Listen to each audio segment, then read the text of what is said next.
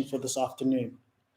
On behalf of Sarah, we'd like to thank you firstly for taking the time to join us in this presentation and also for your participation. At this moment, for a bit of housekeeping, I'd like everyone to switch off their mics in order not for us to have interruptions with feedback. And also, on the right of your screen, there is a chat box, which you'll find on the top of your screen with the bubble. You'll be using that to type questions during the person's speech, during each presentation.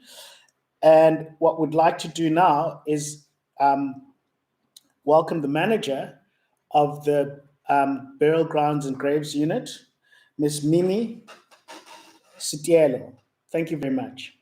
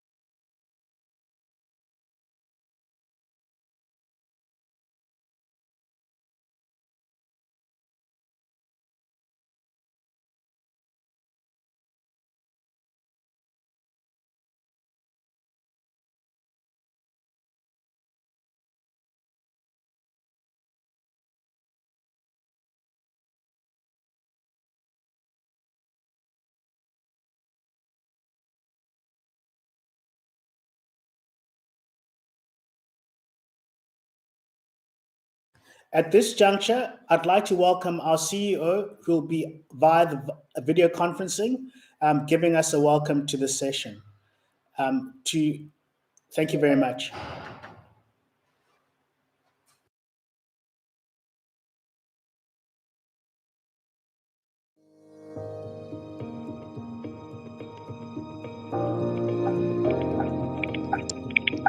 The South African Heritage welcomes you to Heritage Week celebration.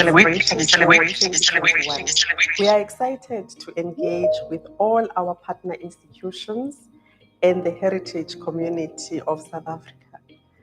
Sarah is currently in pursuit of advancing the management of significant heritage resources in South Africa. As the national regulatory body for heritage resources management, Sarah is interested in the further integration of its national management framework and is actively seeking partners that can assist in advancing our strategic objectives. As the world continues to battle against COVID-19, the year 2021 has prompted a global rethink, not only on how to manage our daily lives, but also how to manage those heritage resources that we are mandated to protect. This has presented Sarah with an opportunity to extend the invitation to other roles and interested parties to contribute on how this advancement in heritage conservation should unfold. The Heritage Week webinar is a platform that will highlight the areas of mutual interest between Sarah and our heritage community.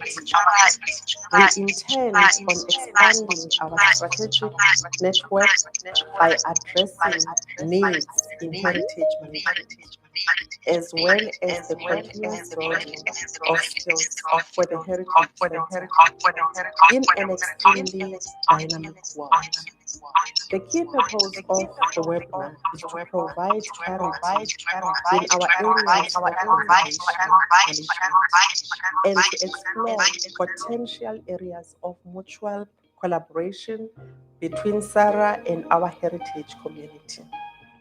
Most importantly, the webinar is an opportunity for us to reconnect with all those who share our passion for heritage after a very difficult pandemic and lockdown.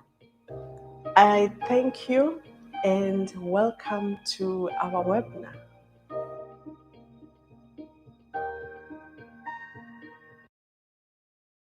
For listening. On that note, we'd like to go on to our first speaker on the program.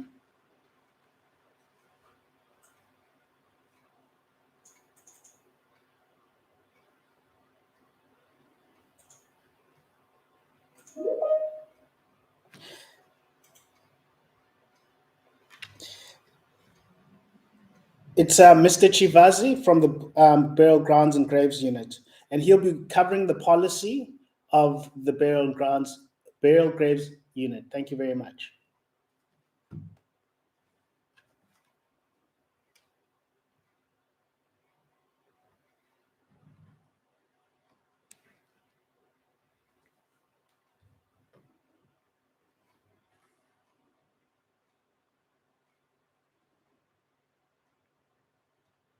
Chinga, are you there? Can you hear us? Thank you, Kuhlman.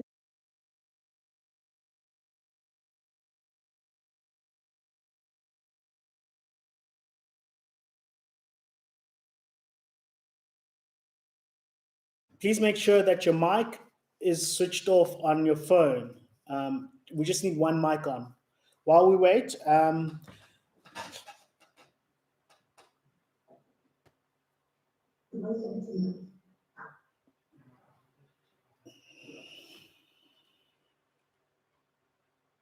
apologies, everyone.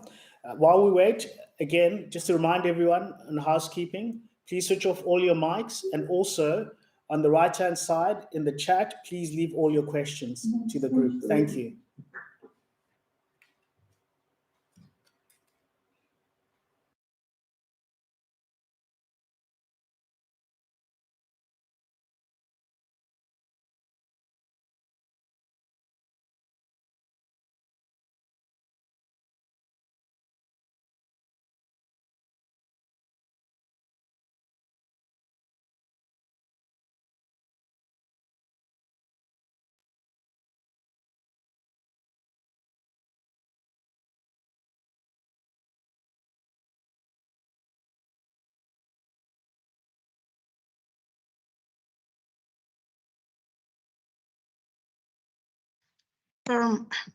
Just a moment, I'm still making my presentation. I don't know.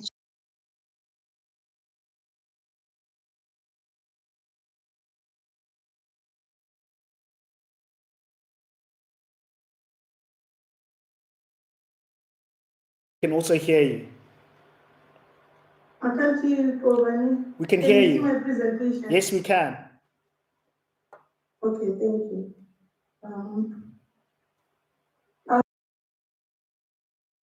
Chibase, I'm the permitting officer under SARA Burial Grounds and Graves Unit. I am going to be presenting the Burial Grounds and Graves permitting policy as approved last year in 2020. Before I go to the policy, I would like to speak briefly about the mandate of the Burial Grounds and Graves Unit. The SARA Burial Grounds and Graves Unit is mandated to identify and conserve burial grounds and graves older than 60 years in terms of Section 36 of the NARA. This includes ancestral graves, royal graves, graves of traditional leaders, graves of victims of conflict, under which we have concentration camps or cemeteries and graves of liberation struggle icons.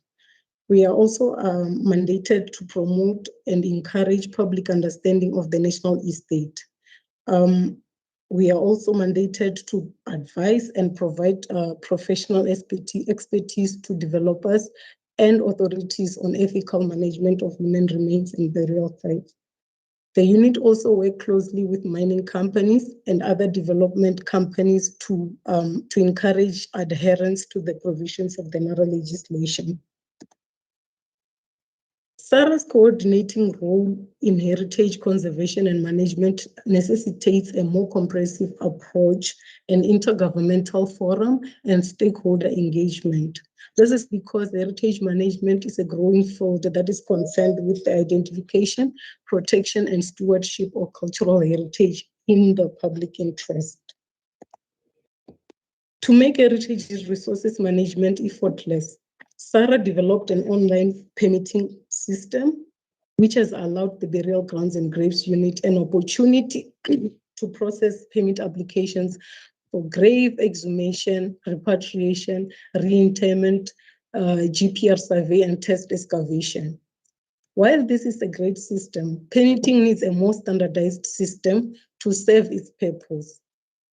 Forced removals have left a number of graves without proper care, which has caused numerous desecration of graves due to the increasing number of development activities intended to boost the country's economy. The question then becomes, what is more important between our ancestral graves and the country's economy, and how can we achieve the balance? This is just an example of isolated graves that are not being looked after.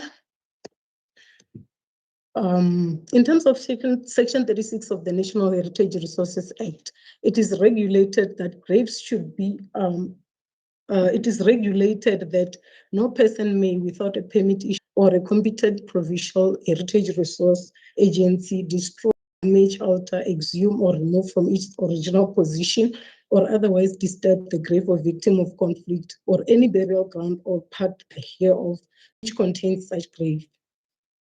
Under normal circumstances, Section 36 read with the NARA regulations relevant to graves would be sufficient for SARA to process permit applications.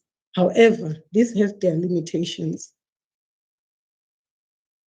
The limitations and challenges that we experience at SARA. South Africa is a developing country with many development activities that usually impact on graves.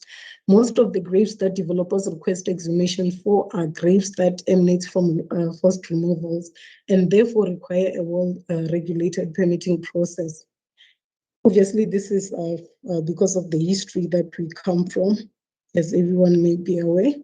The public consultation process regulated under the NARA regulations of 2000 are often misinterpreted. We can all agree that the world is changing. We are now living in a digital era where access to information is fairly easy. As a result, people have become more aware of their rights and are constantly seeking knowledge to empower themselves. This realization has encouraged SARA to update and formalize its burial grounds and graves permitting process. I'm now going to be talking about what the policies speak to. The National Heritage Resources Act provides that permits be acquired for the relevant heritage resources from the relevant heritage resources authority for the destruction, damage, alteration, removal, exhumation, or disturbances of graves. The purpose of this permitting system is to keep a record of the process of removal and reinterment of human remains, alterations to the graves of cultural significance, and to ensure that the process is carried out in a professional, ethical, and respectful manner, which involves all relevant stakeholders and affected parties. The BGG policy regulates 4 major activities. The first one is in situ preservation of graves. The second one is accidentally uncovered human remains. This would obviously be graves that are uncovered in the process of development of any kind. The third one is exhumation, relocation, and partly repatriation of human remains. The reason I said partly when it comes to repatriation is because the Department of Sports, Arts and Culture has developed an extensive national repatriation and restitution policy, which automatically supersedes the BGG policy as DAC is our mother body. The fourth one is exhumation of family graves that are requested by families but not impacted by development activities. The fifth one is GPR and test excavation when graves are missing or suspected. I'm now going to go into details in detail in terms of in situ preservation. The developer, through a qualified and accredited specialist, must, through a heritage impact assessment, determine or confirm the existence of graves on the property intended for development as per Section 38. Once the graves have been confirmed and the case is lodged on our SARIS system, the following is recommended in addition to the specialist recommendations. We will recommend, for example, an erection of a fence to secure the graves. Usually this will have to include an access gate to allow access to the graves by the responsible or next of kin. Another recommendation would be a buffer zone of 100 meters for mining related activities. Another one will be a 30-meter buffer zone if it's any other development activities that is not mining related. And obviously a heritage management plan to ensure that there's long-term preservation of the graves. However, it should be noted that a SARIS case must still be submitted to obtain a formal SARA comment, regardless of whether the mine or the developer has implemented the standard recommendations that SARA usually recommend. This is because every case has its own merits and the recommendations are based on the nature of the development. Accidentally uncovered human remains. Developers are required to obtain permits through a heritage specialist to rescue accidentally uncovered remains. For this to be done, for these remains to be relocated or to be rescued, a full 60 days consultation process would be required. Although this was not a requirement in the past, the BGG had to come up with a strategic solution to mitigate, because we were receiving a lot of cases with regards to rescue development. So we didn't want developers to just say we have accidentally uncovered human remains because they don't want to follow the consultation process. Obviously, proof of consultation and authorization by other relevant authorities must also form part of the application. Consent of the next of kin, if identified, the landowner's consent must also be submitted, and a permit fee as per the SARA permitting regulations. This is currently at 250 rand, but may be changing soon after we are done with our internal processes. This is just an example of a site where human remains were accidentally uncovered during a development activity.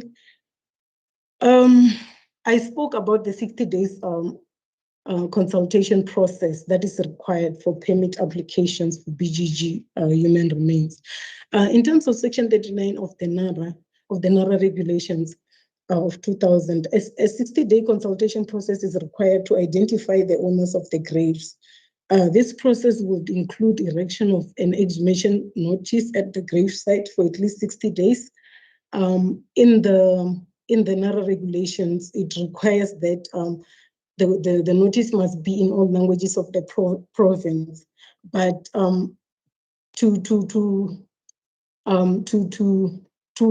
to make it fair for the developer not to overspend, if you can think about it that way, the BGG policy requires that at least 2 languages be used for this consultation.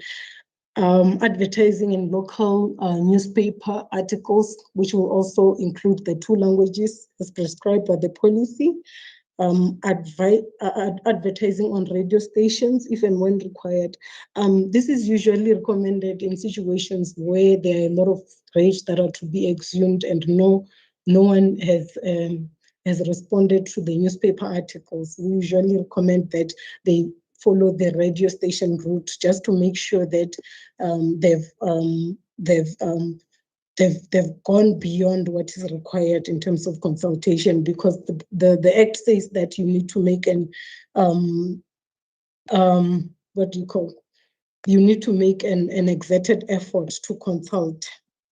And then there needs to be a direct consultation with the local community and proof of an agreement reached with the next of kin regarding the future of the remains. This is just an example of a site notice, what it would look like. Exhumation and reinterment of graves. This would obviously be graves that are identified in the process of development, and they need to be exhumed. The following needs to be submitted as part of the application: a heritage impact assessment, but it should be noted that if the exhumation is related to a victim of conflict, that is an individual grave, the HIA would not be a requirement. Also be adhered to consent from the next of kin, landowner's consent, a permit fee, which is currently 150, and any other information that is required by SARA must form part of the application. This is just an example of the grave of Dr. Kuhlman, which has been, I think it was last year, it was exhumed and relocated from Johannesburg to the Eastern Cape as requested by the family. Family graves. To encourage heritage resources management and uphold the rights of the next of kin to their graves, SARA took a decision to allow families who wish to exhume their graves who wish to exhume their graves an opportunity to do so without the services of an archaeologist as prescribed by the NARA. The objective of this was to allow the next of kin an opportunity to follow through on their wishes without hurdle. In terms of the policy, the following must form part of the application.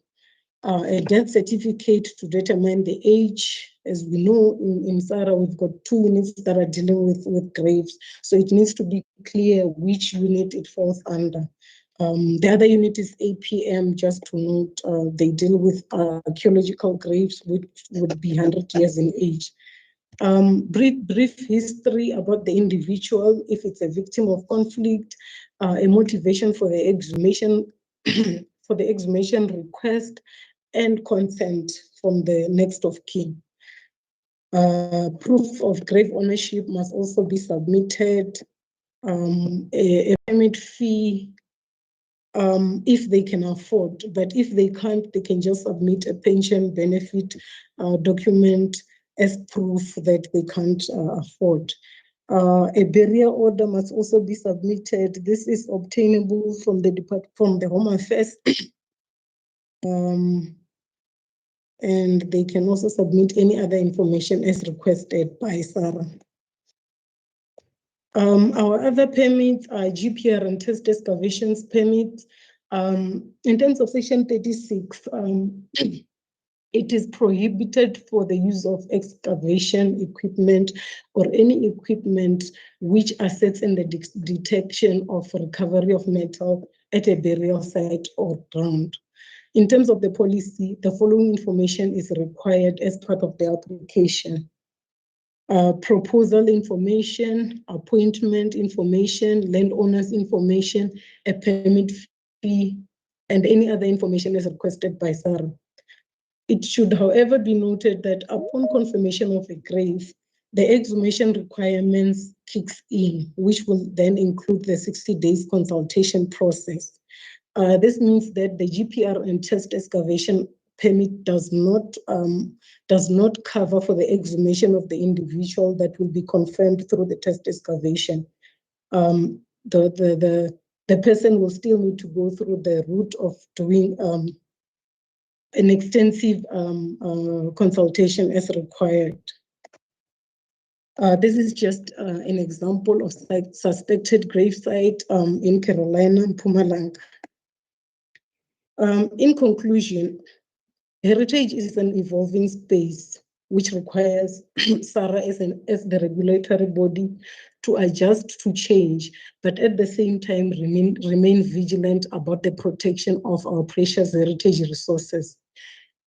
We all know policies are working documents which are reviewed from time to time following the prescribed processes to address the challenges faced. We therefore welcome any constructive criticism or inputs to make our processes flawless. Thank you.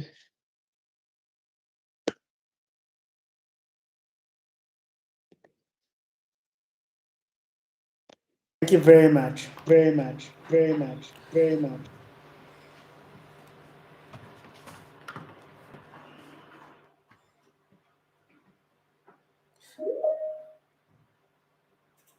The next speaker in the program is Ngalabuto Madita, and he'll be talking about memorialization. Unfortunately, there's a member who's just come on, Mr. Peter Moss. If you could turn off your video because it's causing a lag in the connection. Thank you. I'll just wait for you to switch off your video. But welcome all the same. It's nice to see your face. Thank you. It's the top, next to the leave, there's a camera, and you just press that. It's on the left of leave. The icon, you just press that icon.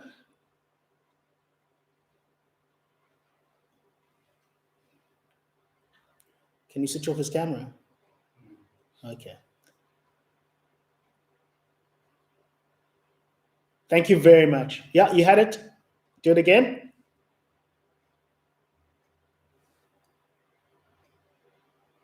Thank you very much, sir. And on that note, Mr. Madida is going to be introducing memorialization, victims of conflict, as part of the next part of the presentation. And we'd like to welcome Mr. Madida, and it might take a bit of time. We apologize for this because our colleagues are connecting from Pretoria. Thank you very much.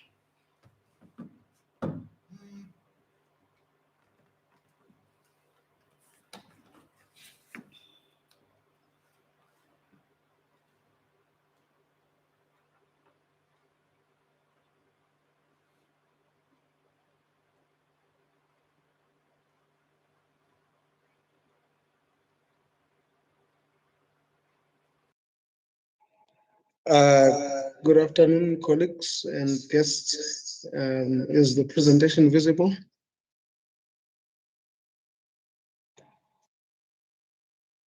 Okay.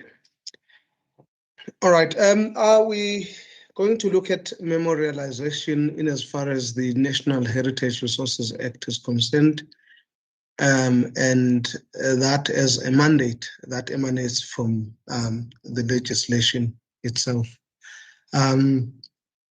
As the Burial Grounds and Graves Unit, we are responsible for the management of the burial grounds and graves as mandated by the National Heritage Resources Act. This is just a brief outline of the presentation and the aspects that this presentation covers. I think it's good to outline the purpose basically of the presentation, and it covers just 4 aspects. One is to examine the memorialization as mandated by the National Heritage Resources Act 25 of 1999. And number 2 is to lay out the role of SARA's Burial Grounds and Graves Unit in relation to memorialization. And then the third aspect is to really capture this aspect of the legislation which its drafters had in mind, which is basically as a transformation imperative that looks at redressing some of the aspects that were negatively affected by both the colonial and the apartheid government memorializations, and then to give examples of projects that have been undertaken to date. So those are the 4 areas that I'd just like to cover. Perhaps just a simplistic definition of memorialization as a process that creates memorials to preserve memories of people or even events that are related to a nation's experience. It is important to memorialize, and this is why it is important. Number 1, memorialization is an important tool of transitional justice and peace building. And number two, memorialization is also important for the forging of a national identity, which contributes to the rebuilding of a society that is devastated by conflict. The third one is keeping alive lessons which, if ignored, could hamper social stability, constructive engagements with the present and the future. And then, of course, the last one is offering symbolic reparations to honor the victims of violence and to restore their dignity. Therefore, memorialization is an important process that compels us to engage with the past and to re-examine and re-evaluate where we are in the present. It is also important to integrate memorialization into the broader strategy of building our young democracy as we move forward. I just have this quotation, which I thought was very interesting. This person basically says that when you leave out memorials out of the democratic building project, it squanders their potential. That is the potential of memorials to create lasting popular support for truth-seeking and justice, as well as enduring places where each generation can constructively engage with legacies of past conflict.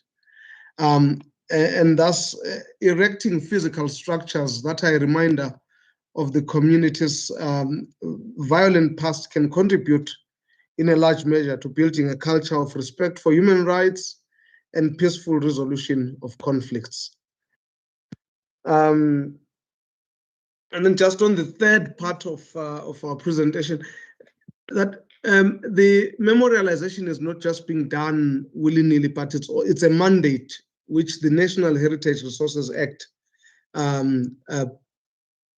encapsulates, or rather has it within it for implementation. So memorialization is part of South Africa's nation building effort, and this is evidenced by its inclusion in the legislative mandate given to SARA by the National Heritage Resources Act. If you read section 36, subsection 2, it says SARA must identify and record graves of victims of conflict and any other which it deems to be of cultural significance, and may erect memorials associated with the grave referred to in that subsection 1. And then it says that we must maintain such memorials.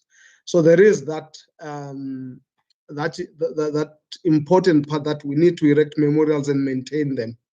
Further, if you read section 44 of the NARA, of the National Heritage Resources Act, it also says that heritage resource authorities must, wherever appropriate, coordinate and promote the presentation and use of cultural significance and heritage resources which form part of the national estate for which they are responsible. And it says, amongst others, for public enjoyment, research, tourism, etc. And then if you look at A and D, it says erection of explanatory plaques and the erection of memorials.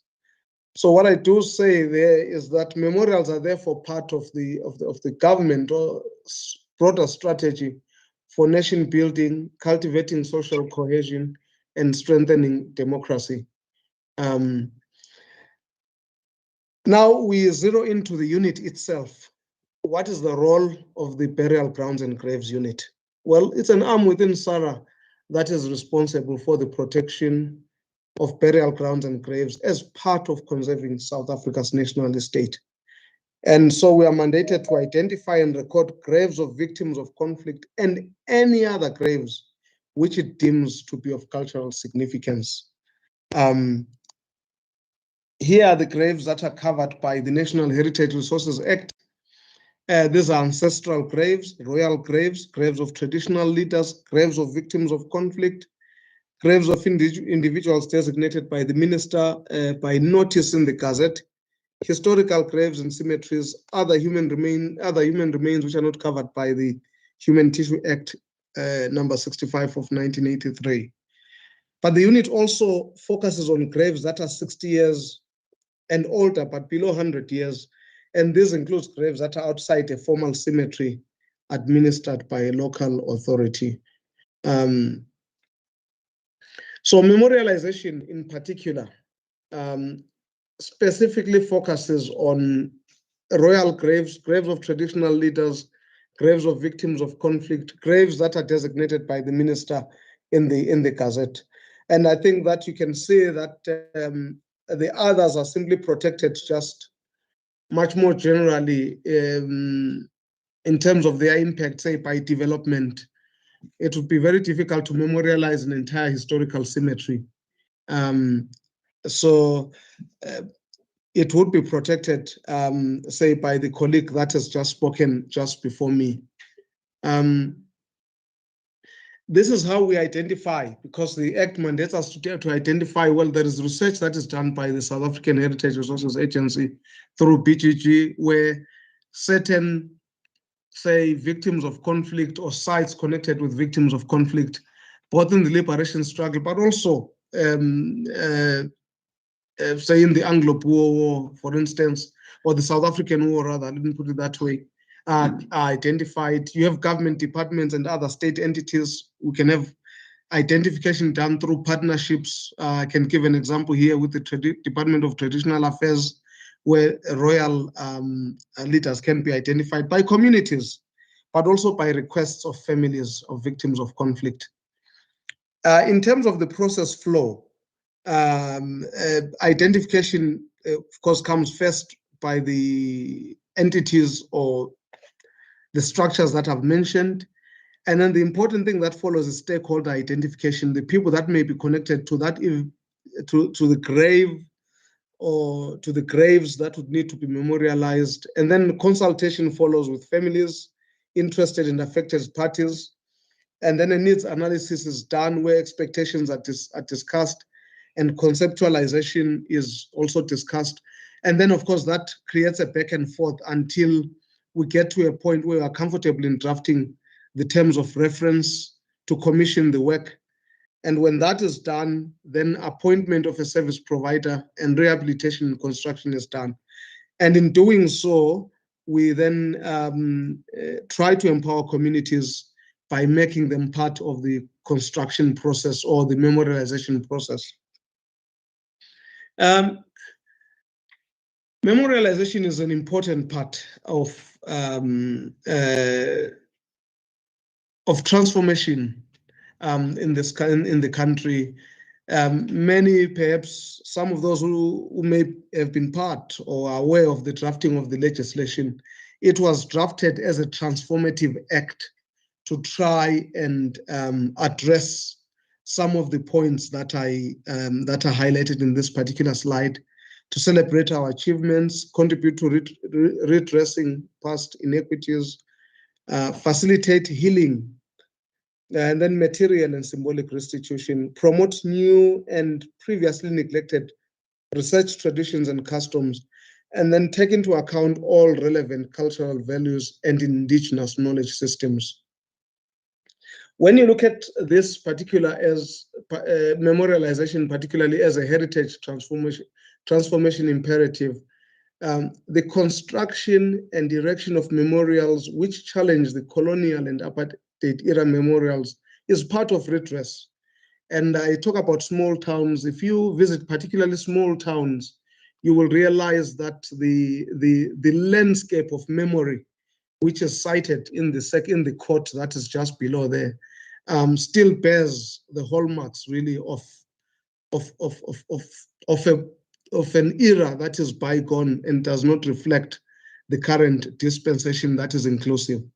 And Sabine Marshall, who has written quite a bit on memorialization, she says, after 1994, the democratically elected post-apartheid government began to redress the biased landscape of memory inherited from the previous order by establishing a host of new memorials, commemorating new heroes, particular imperative of being inclusive, of redressing those that are the biased landscape of memory, which is through memorials. But also changing the symbolic landscape is an important part of building our democracy. And on landscape and memory, there's this interesting quote here that says, new monuments and statues are necessary to tell the other side of the story, to expose suppressed histories and preserve narratives of the past previously written out of the official historical record, to counter biased interpretations disseminated through the existing symbolic landscape.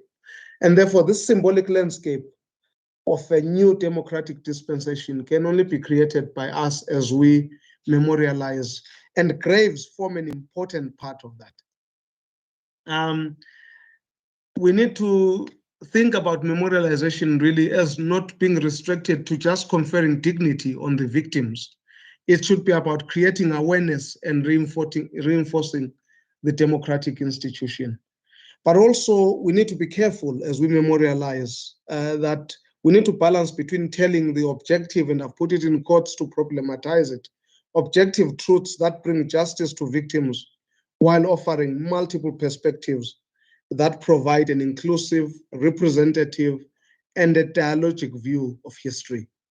These are some of the projects that SARA has done. As I move towards the last portions of my presentations, these are some of the projects: the statue of Robert Sobukwe and the grave that was done, Bantu Stephen Biko, Chief Albert Luthuli, and then Josie Palmer. I think one of the criticisms that was leveled was that on the article gendered presentations was that we've only memorialized men and there are less women. And I think that SARA has been sensitive to include women. We have Lillian Goy and Helen Joseph. These are buried together at Avalon Cemetery. We have Charlotte Manya Matlege, Josias Mazunye in Limpopo, the Khopane 4, Rahima Musa, the Zwele Temba, which is multiple graves in the memorial wall, Josephine Mashabane, Pixley Semi, Reverend Mahabane, Thomas Mapigela, and then James Moroka. Just to give you a sample of the projects done, this is the grave on the left, the grave of Bantu Stephen Biko at identification when it was first when it was identified, and what you see on the right there is after the rehabilitation that SARA did. If you look on the sides, the graves that contain, where I'm moving my cursor over, the ledgers there, are part of the graves that were also done to blend the site. You have the grave of Chief Albert Luthuli. It was him and his wife together, and there's a grandchild there, so there are 3 people there. That was at identification. And then after the work done, the grave that is below to your left is the one that you see. But here is an interesting one. As you engage with memorialization, you realize that there are sensitive aspects that you need to respect. Because in terms of the principles of heritage resources management, you need to take into account the cultural and the traditions, etc., of people. And the issue of access to the grave was a difficult one because it's in an enclosed yard. So a memorial was created outside where everybody would be able to visit and access and also read the history. This is the grave of Charlotte Manya Matlege, which my colleague talked about earlier on. At identification, it's on the left. After rehabilitation, it looks like what you see on the right. And then we have Josie Palmer's grave, also in Avalon Cemetery. That's at identification. She is buried with her son, and that's the intervention that was done. That's on the right. So also, memorialization is important as material and symbolic restitution, the repatriation of human remains of those that died outside the country, and also those that died within the country, who still in many respects remain unaccounted for. We need to keep the memory of those alive. And so constructions and construction of memorials, such as erection of gravestones, plays an important part, both as material, but also in other cases where remains have not been found, as a symbolic restitution. So allowing for symbolic restitution is very important because, especially as I've said, now I'm repeating myself, where human remains have not been found, but also providing assistance in the exhumation of remains in other countries. We are mandated in terms of Section 36, subsection 9, that we must assist other state departments in identifying graves in foreign countries of victims of conflict connected with the liberation struggle. And those can be brought back for reburial in South Africa once negotiations have been done with the next of kin and other relevant authorities. There are two examples here. Moses Kotane, a project which SARA was heavily involved in, both in terms of providing assistance in terms of process that should be followed for compliance, but also construction of the memorials and the graves. And that's John Beaver Marks in the Northwest as well.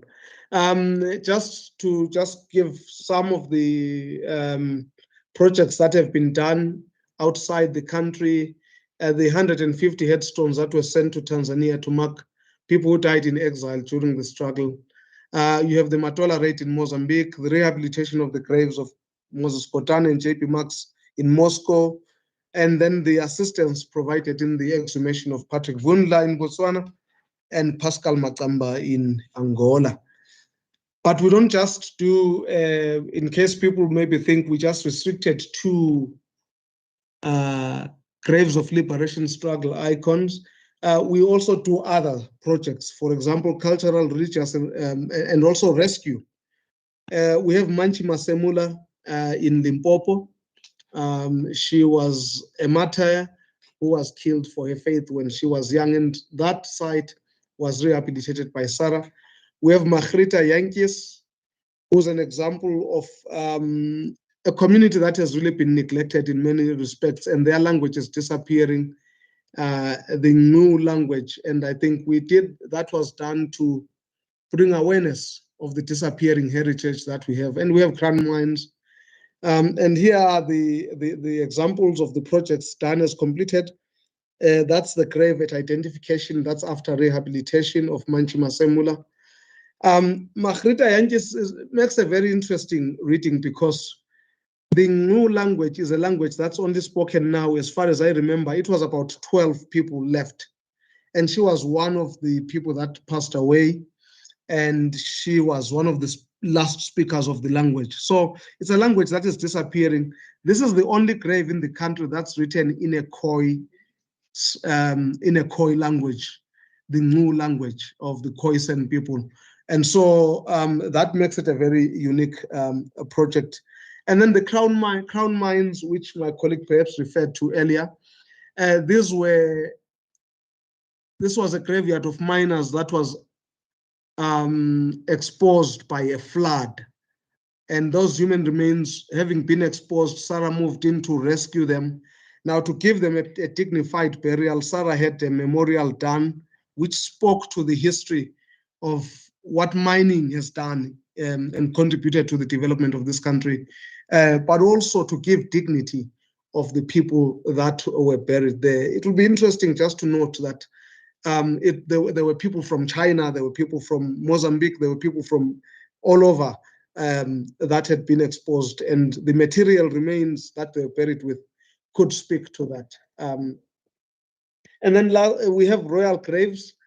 These are graves of traditional leaders that we've done. The Muchachi royal dynasty, Makwena Matlala, the statue of Kgoshima Mpuru, Chief Kyali in the Eastern Cape, it's a grave, and Chief Makoma, there's a memorial wall there. If you look at Chief Kyali's grave at identification, it was really in the bush. You could really walk over it and not see it. And SARA rehabilitated the grave, and this is what it looks like. And then Makwena Matlala, it's in Limpopo, at Situmong village. That is the grave on the top left at identification. That's on the right, top right. What you see there is after rehabilitation. It hadn't been completed there, as you can see, it's still being paved, but that's the same grave. Now, here is what I was saying earlier about taking into cognizance the cultural values and norms that people have. Not everyone has access to the grave of a traditional leader. It is restricted access. Now, what Sarah then did was to put a memorial in a public space at the hall. So at the bottom there, what you see is information provided, which is at a public hall in the same area. Same thing with the Mujaji royal dynasty. Not everybody is allowed to go and see the gravesite where the queens and the kings are buried. That same site, as you can see, was identified and allocated by the Traditional Council, and thus the memorial after construction. Lastly, I'd like to talk about concentration camps. So in the interest of social cohesion, we're not just doing, royal graves and victims of conflict in the liberation struggle. We're also looking at those that died in the South African War. On this, we have Marquette concentration camp cemetery, which is in the northwest. The Brandford concentration camp, one. There are two camps. We've only done one. We've only done work on one. The Pietermaritzburg concentration camp, the Fredefort Road, where work is in progress, and the not the Chopane, that's a mistake there. I wanted to say a different concentration camp that is in the process. But these are the pictures of the work done. This is the camp when it was sort of identified. Really, it was overgrown, and you could not even see the roads that are going through between the graves. And Sarah intervened.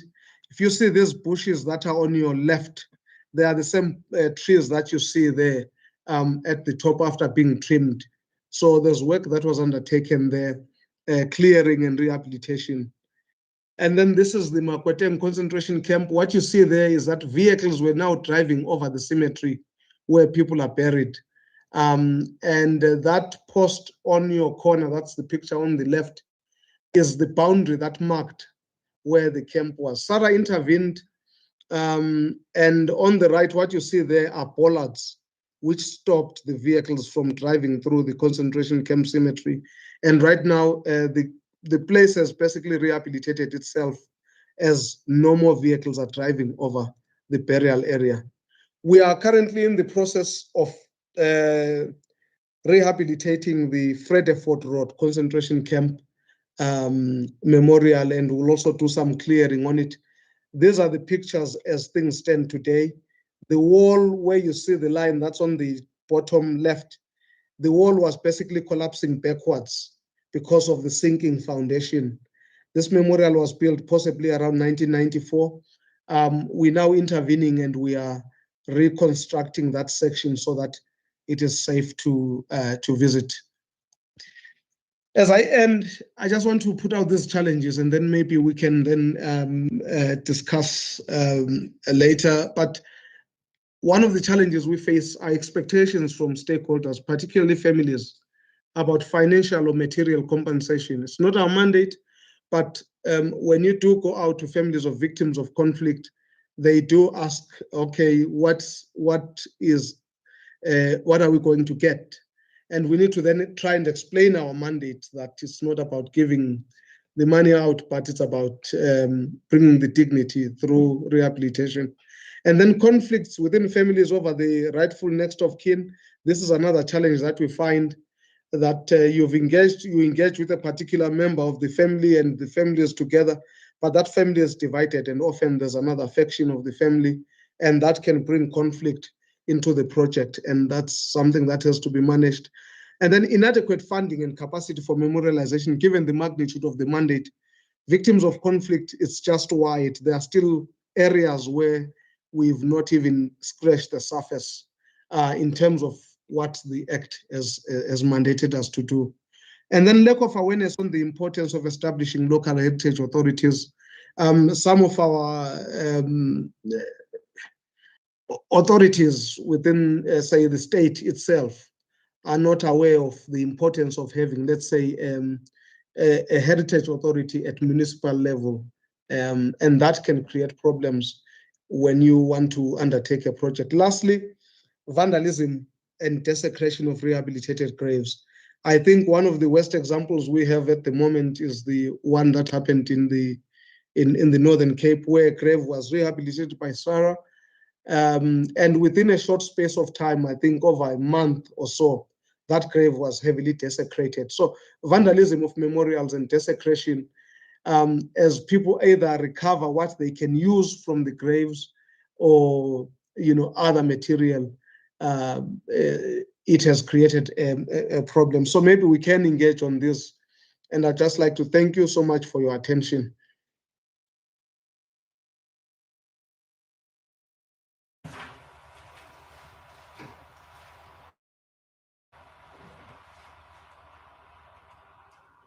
Thank you very much, Madita.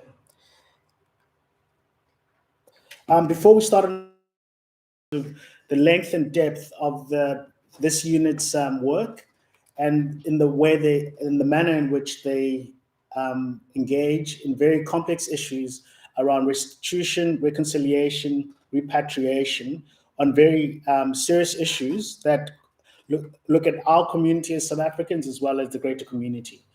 And as apt as this topic is, there's also an issue whereby this very same unit was the one that has kind of ignited a debate on repatriation of cultural objects worldwide, whereby they were involved in the Saatchi Baartman case, which is always used as the precedent for repatriation of cultural objects as well as exhumations and so forth.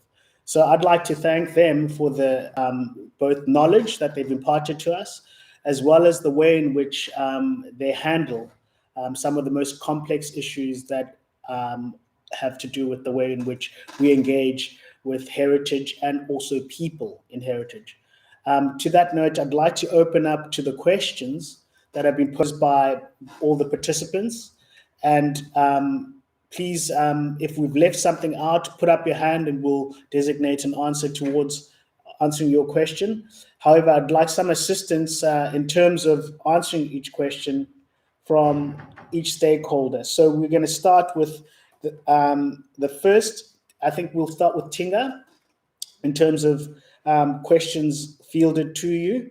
And if you could read out the question first, Tinga, and also Madita, and also Mimi, if you could assist as well. Thank you very much. I'd like to open the session to questions.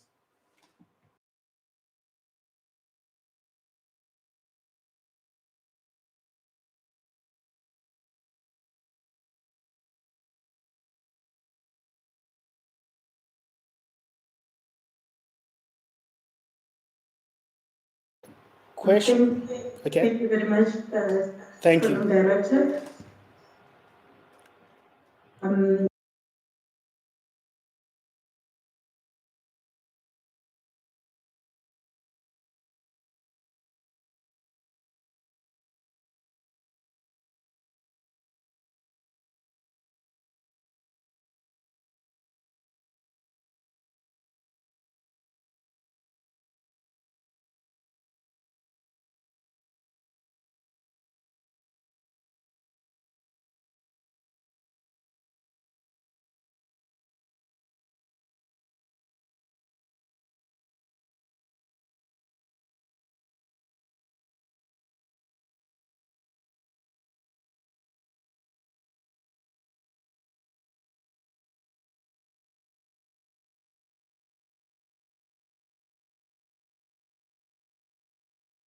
Is in the Western Cape.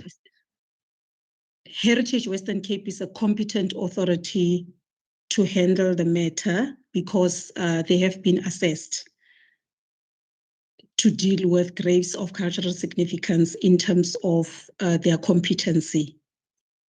But in terms of our involvement, we will have to engage colleagues from Heritage Western Cape because we work together as heritage bodies. We are the national body, the regulatory body, and they are the provincial responsible body for heritage resources management in the Western Cape. So we will have to engage them on that one because we have not heard of this case, but we are definitely sure that they will be able to assist, and then we will revert back to the CRL Commission as soon as we've engaged our colleagues. And then the first question that came also from the CRL was about formalizing partnership. We are very excited, I must say, because everywhere we go, as colleagues have presented, that developers, they are working on sites where people were forcefully removed, so the graves whenever they try to develop. And as a result, we have to engage communities. There have to be public consultations that sometimes takes up to 2 years because SARA is limited in terms of dealing with conversations and other things. So when you raise the issue of formalizing our relationship, that's quite exciting. We will provide our contact details, and we're also happy because the CEO and Heritage Resources Executive is in this platform, as it is something that we've been talking about, that we need to engage the CRL Commission, because this has to do with cultural rights, and also taking into cognizance that our general principles of heritage management says we need to take into cognizance the culture and heritage of the people.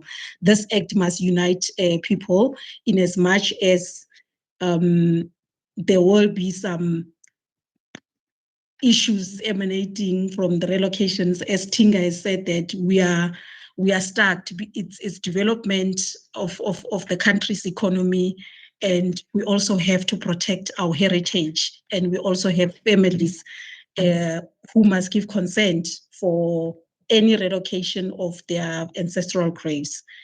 Thank you very much. The other questions will be answered by colleagues. Thank you.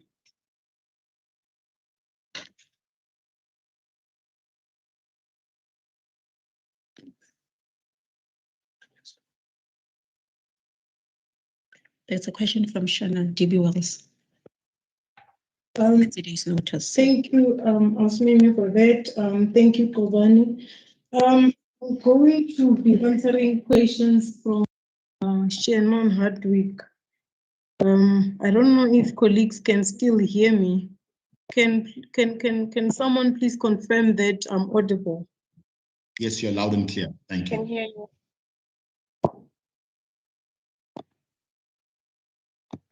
Hello, colleagues, can you hear me?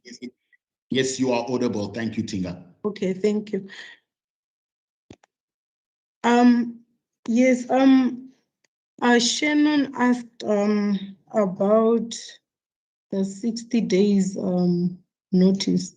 I'm just gonna read the question again. She is asking what the requirements are in terms of agreement with next of kin. I'm going to refer to the policy and both the NARA. In terms of our NARA regulations, the consultant need to prove that they made a consented effort to consult, and that they have reached an agreement. Consent form, which will be accompanied by certified ID copies of at least 3 members of the family, just so that we know that it is the right family that has given consent.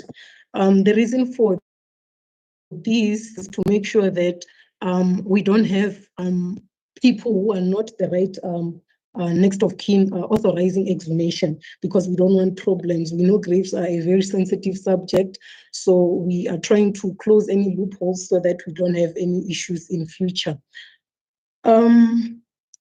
Just to add on to that, in terms of consent form, if it happens that the developer does not really have a consent form, what they can do is that they can get the next of kin to go to a police station and complete an affidavit, which will then be certified or authorized by SAPS, and then with the other documents such as the ID copy, submit that to us as proof of consent.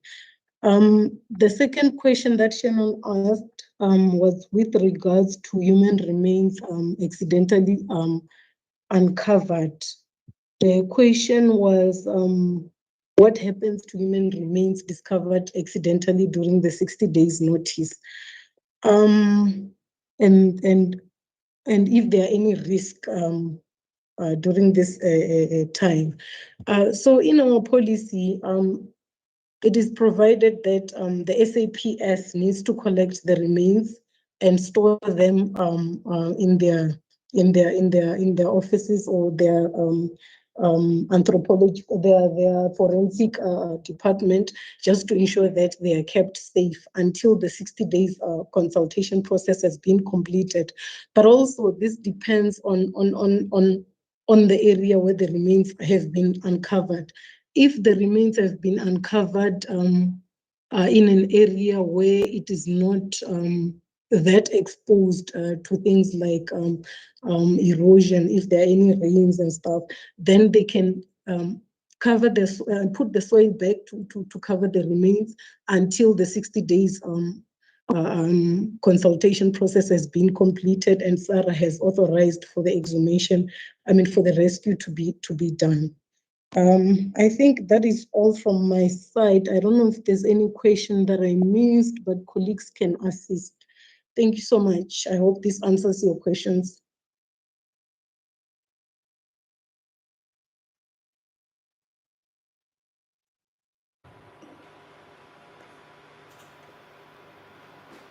Thank you again. From the entire BGG unit on an enlightening conversation and opening up the debate around burial grounds and graves unit and the issues thereof.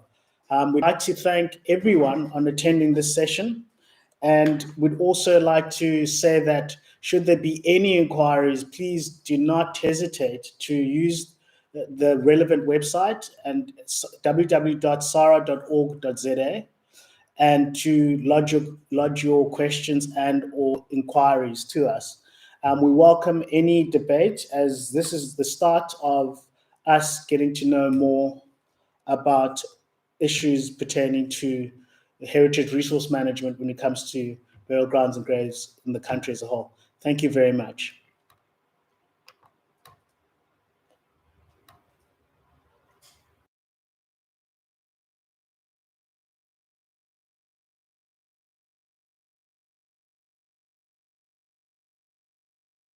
If anybody said in our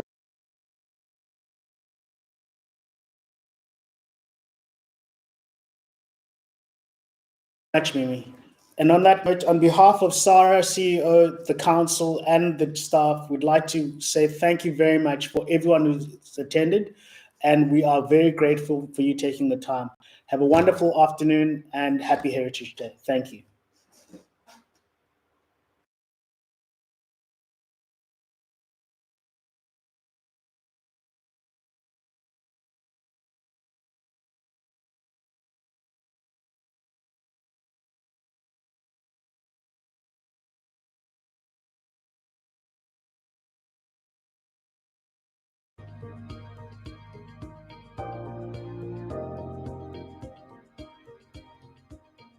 Good day, colleagues.